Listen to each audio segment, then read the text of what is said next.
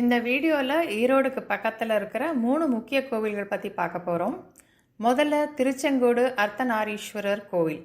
இந்த கோவில் ஈரோட்லேருந்து 26 கிலோமீட்டர் டிஸ்டன்ஸில் இருக்குது. அற்புதமான மலைக்கோவில் இது. இந்த மலை பேர் நாககிரி. விஷ்ணுவின் ஆதிசேஷன் இந்த மலையில் தவம் செய்ததாக சொல்லப்படுறது. செங்கோடு என்பது சிவப்பு மலை அல்லது பாம்பின் மலை என பொருள்படும்.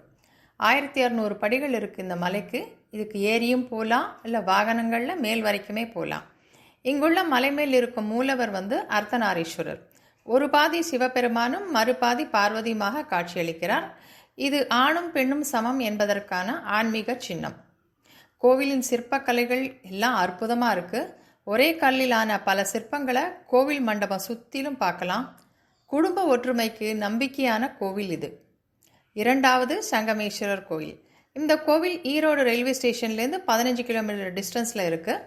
பவானி நகரில் உள்ள இந்த கோவில் காவேரி, பவானி மற்றும் கண்ணுக்கு தெரியாத அமிர்த நதி மூன்றும் சங்கமிக்கும் இடத்தில் உள்ள ஒரு புனித தலம். இதனால் இந்த ஈஸ்வரரின் பெயர் சங்கமேஸ்வரர். இந்த ஆற்றுல குளிச்சுட்டு முன்னோர்களுக்கு தர்ப்பணம் செய்து வழிபடுறாங்க. அனைத்து தோஷங்களையும் போக்கும் புண்ணியத்தலம் இது.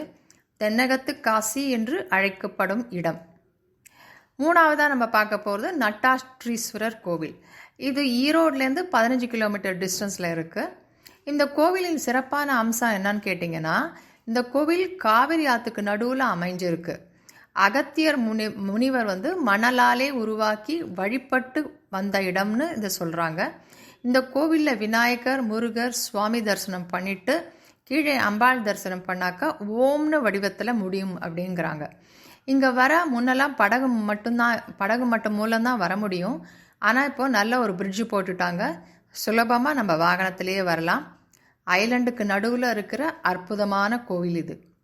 ஈரோடு பக்கம் வரவங்க கண்டிப்பாக பார்க்க வேண்டிய இடங்கள் இந்த 3 கோவில்களும்.